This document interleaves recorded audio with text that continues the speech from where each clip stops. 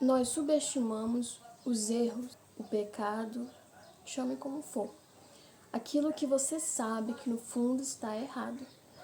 A gente vai abrindo exceções, vamos dando jeitinhos e achamos que nada aconteceu, que as consequências não serão tão grandes assim. Vamos vivendo dessa forma. Quando a gente se dá conta, nós estamos arrasados, destruídos por vários erros, por pequenas injustiças que cometemos. E como essas injustiças têm consequência tanto no corpo físico, quanto nas relações, quanto no mundo invisível, que eu acredito que é o mundo espiritual, que traz ainda enfermidades que muitas vezes não são resolvidas com remédios, com a medicina. Então, se é tão grave assim, por que vivemos em um mundo que incentiva a fazer o errado, que chama do certo de errado, que faz com que o certo seja errado, seja cafona, seja chato, seja careta, né? Seja, enfim, chato, tedioso, e o errado seja excitante, bonito, sedutor, bom, legal, divertido. Por que será que nós temos uma sociedade tão miserável, com tantas pessoas que hoje têm ansiedade, depressão, vivendo na miséria, pessoas vivendo em situações deploráveis? Será que vivemos realmente uma sociedade que incentiva a sermos gentis, a sermos justos, a sermos bons? E a não só isso, a sermos pessoas sãs no seu corpo, na sua mente. Ou temos uma sociedade que incentiva a prostituição nas músicas, ou temos uma sociedade que incentiva, né, ao sexo casual, a fofoca, a mentira. E eu quero não só dar bases como é científico, como nós temos já o Rafael Grata aqui no YouTube, nas redes sociais, e ele é um grande exemplo e uma pessoa aí que está defendendo princípios com base na ciência, que mostra resultados positivos na nossa vida, de longevidade, a nossa vida ter mais vida, ter uma vida mais, como ele mesmo diz, com foco e saúde. No último vídeo dele, ele fala sobre 3 sistemas que são responsáveis para manter o equilíbrio no nosso corpo. É o sistema nervoso, o sistema endócrino, que é o sistema que é fabricado de hormônios, ali as glândulas, e o sistema imunológico. Cada um deles estão integrados. Então, o sistema nervoso, ele é o centro de comando que manda a mensagem para o sistema endócrino, e do sistema endócrino são excretados hormônios. E esses hormônios vão direto para o seu sistema imunológico. Então, se você fizer injustiças, ficar pensando em coisas ruins, em como se vingar, pensamentos pessimistas, dar vazão, abrir a sua mente para a raiva, o negativo, ficar obsessivo por coisas que não vão te trazer benefício nenhum, vai te dar um estresse de eu tô atrasado, eu tenho que conseguir coisas materiais, eu tenho que ser rico. Então, logo, o seu sistema nervoso vai dar um comando para o seu sistema endócrino, que lá, né, tem as glândulas, que as glândulas vão liberar um hormônio, que é o hormônio do cortisol, que vai por todo o seu corpo, e isso vai atingir o seu sistema imunológico. Aí o que vai acontecer? O seu sistema imunológico vai dar esse sinal e vai aumentar a inflamação do seu corpo, causando muitas doenças. E tudo isso é somente para dar o quê? Razão ao que a Bíblia já dizia há muito tempo. O que Deus já nos diz há muito tempo e que Jesus já nos disse há muito tempo. E nós não queremos obedecer porque nós somos maus. Nós gostamos, sentimos prazer muitas vezes, o prazer da maldade, o prazer de querer fazer o que queremos. E aquilo que nós achamos que Deus nos diz é apenas uma proibição. E não é.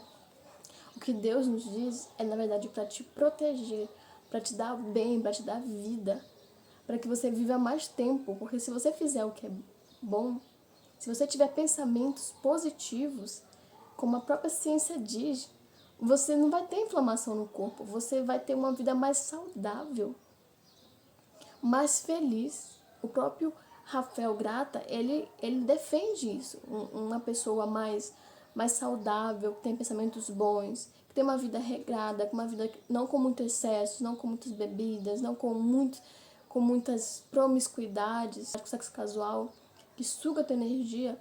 Ele defende isso, que você terá mais saúde, e ele respalda isso na ciência.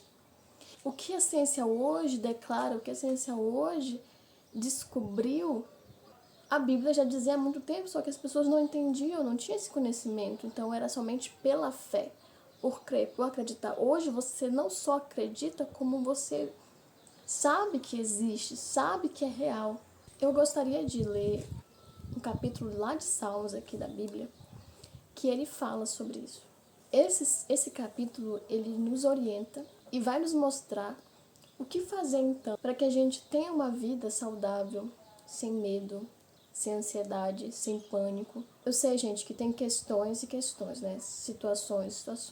Muitas vezes vai ser preciso você tomar um remédio de urgência se você estiver com muitas crises. Mas o que eu tô falando aqui é ao longo prazo, porque muitas pessoas fazem terapias, a pessoa às vezes está fazendo terapia por anos, mas ainda não consegue mudar a sua vida, não consegue tomar uma decisão de dizer o que é que eu tô fazendo de errado, por que que eu tenho tanto medo, por que que eu tenho tanto pânico, por que que eu não consigo me sentir seguro.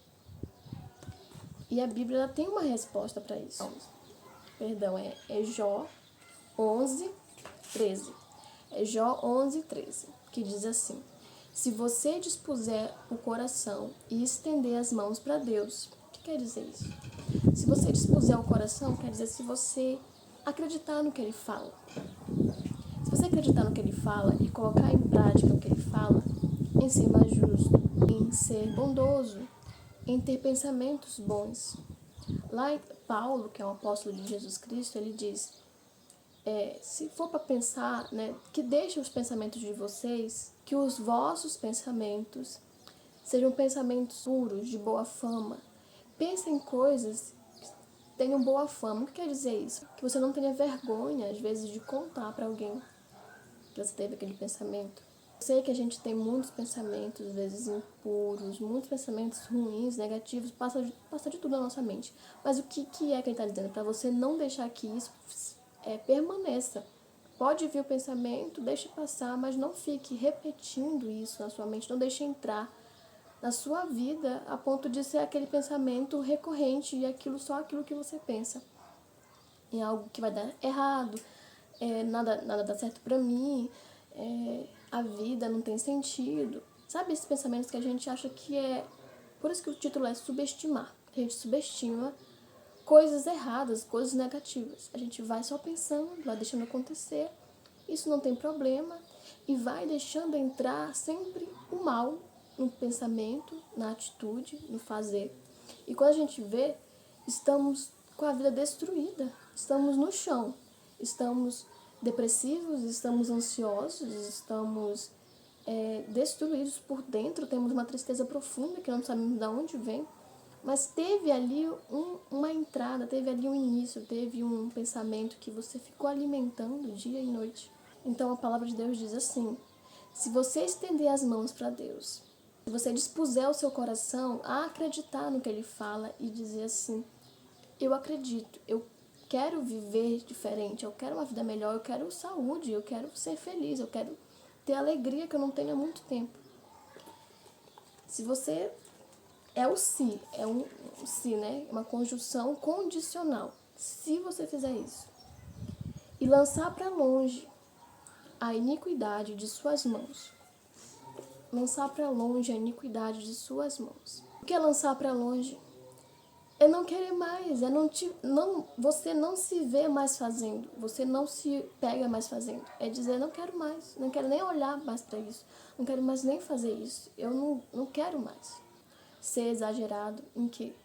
Em beber todo final de semana, em sair pegando aí qualquer um, porque no fundo isso é uma dor muito grande. No fundo isso é um vazio, é uma carência, No fundo, isso é uma dor que você não quer olhar.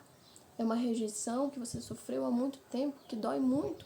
Você vê que às vezes não está com alguém, que dói muito você vê que muitas vezes você não tem validação das pessoas. Isso te lembra aquela dor antiga. Isso te lembra a rejeição da mãe, do pai. Isso te lembra a rejeição que você sofreu na escola. É uma dor, uma ferida enorme. Então, muitos dos nossos atos, atitudes, fazeres, não é consciente. Às vezes você não faz porque você quer muito fazer aquilo, mas você viciou naquilo porque você queria ser amado, você queria ser validado. Então, muitas vezes existe muita promiscuidade no nosso meio porque as pessoas estão doentes na mente. É o que Jesus disse: eu vim para os doentes. Eu vim para que você tenha vida. E tudo que a palavra de Deus diz é vida. E agora nós vemos a própria ciência respaldar, dar base para o que a Bíblia fala. Contra fatos não há argumentos. Se a própria ciência constata que você pensar, você fazer, porque o pensar gera uma ação. Fazer coisas boas, você ser uma pessoa honesta, você ser uma pessoa mais pura, vai te dar mais saúde, vai te dar vida. Então, não tem argumentos, não tem contradição aqui na Bíblia. Continuando o texto, diz assim: se lançar para longe a iniquidade de suas mãos. Iniquidade é o que é errado, o que a Bíblia fala, né? Gula, fofoca, muito exagero, muita bebida, que a Bíblia fala que é a bebedice. Que você beber, isso vai te causar muita doenças, vai te causar, enfim, muitas coisas. Além de destruir, às vezes, a sua alma, a promiscuidade destrói a tua identidade, dissoluta o teu ser, dissolve a tua identidade. Quando você tem, isso eu falo por experiência própria, quando você tem muitos parceiros, a todo momento você está trocando de parceiros, tendo aquele sexo casual, chega um momento que você não sabe mais quem você é. Chega um momento que você está tão focada somente em relacionamento, somente em ter pessoas do seu lado, que você não sabe nem o que você gosta, a sua companhia, você não consegue desfrutar de você, você não sabe mais o que você gosta. E quando chega alguém que realmente te machuca, tóxico, você perde, você fica com vazio, você perde a vontade de muitas coisas, você tem um luto, enfim, tua vida fica destruída. Você focando nessas coisas, sendo exagerada, esse é o pecado, essa é a iniquidade. Nisso, você perde tempo da sua vida em focar algo que vai ser produtivo na carreira, nos sonhos, em produzir aquilo que você tem de melhor, de dar para as pessoas, de ajudar as pessoas, de servir, de fazer aquela faculdade, de empreender, de querer melhorar, de querer falar melhor, de querer ler mais. O inimigo das nossas almas, que eu acredito que existe uma força maior contra a gente, ele não quer que você frutifique, que você multiplique o que é bom e atinja outras pessoas, fazendo com que aquilo seja bom também para outras pessoas. Ele não quer isso, então ele age muitas vezes nas músicas, nos amigos que você tem, que te chama, que te influencia, que você também subestima as companhias que você tem, ou seja, você acha que não tem nada a ver ter companhia que faz isso também. A gente subestima muito as energias, a gente só acha que existe aquilo que a gente olha no nosso olho. Então, a fala, a conversa, a brincadeira, o comer, o interagir, a gente acha que não vai ter influência dentro da gente, na nossa mente, no nosso corpo, nas nossas ações. E tudo tem influência. Também é uma base científica. Tudo é influenciado, tudo está integrado no universo, tudo. Continuando. Então, se você lançar para longe todas essas coisas, não permitir que a injustiça habite na sua tenda, olha só, não só lançar para longe, não permitir. Quando a gente diz assim, não quero mais, vai vir pessoas que vão te chamar. Vai vir coisas que vão te tentar a fazer novamente. E aqui diz, se você não permitir, dá um basta, não permitir que habite na sua tenda. O que significa tenda? A sua mente, o seu coração, novamente a sua vida, que não habite na sua vida. E o que vai acontecer então se eu fizer isso? Então você levantará o seu rosto sem mácula. Você levantará o rosto que estava caído, triste. Então você levantará o seu rosto sem mácula. Estará seguro e não temerá, pois você esquecerá os seus sofrimentos e só lembrará deles como de águas passadas. Sua vida será mais clara que o meio-dia. Ainda que haja trevas, serão como amanhã. Você se sentirá seguro, porque haverá esperança. Olhará ao redor e dormirá tranquilo. Você se deitará e ninguém irá atemorizá-lo. E muitos procurarão obter o seu favor. Mas os olhos dos ímpios é as pessoas que fazem todo tipo de coisa errada na vida, desfalecerão, mas os olhos dos ímpios desfalecerão. Olhos, na Bíblia, quer dizer a mente. É uma linguagem simbólica para dizer a mente. Desfalecerá. E olha o que ele fala, presta atenção. Sem que encontrem refúgio, a única esperança deles será morrer. Que explica muito suicídio, o que explica muito medo, o que explica muita depressão, muita tristeza, o que explica uma vida destruída de muitos jovens, porque eles estão perdidos em coisas muito erradas. Eles estão realmente rebeldes assim a tudo que Deus falou e a tudo que é bom. Estão enganados, achando que estão fazendo o que querem, que é liberdade, que é livre para fazer o que quiser, sair, fazer o que quiser e fazer e acontecer e transar com todos, com todas. E fofocar, falar mal de quem quiser, falar o tanto que quiser. Quando você fala mal de alguém, você se sente melhor que aquela outra pessoa, mas a sua vida está sendo destruída pouco a pouco. Você não vê a consequência lá no momento que você está falando de alguém. Vai falando, vai fazendo com muitas pessoas, e quando você vê no final, você tá com a única vontade da sua vida é morrer.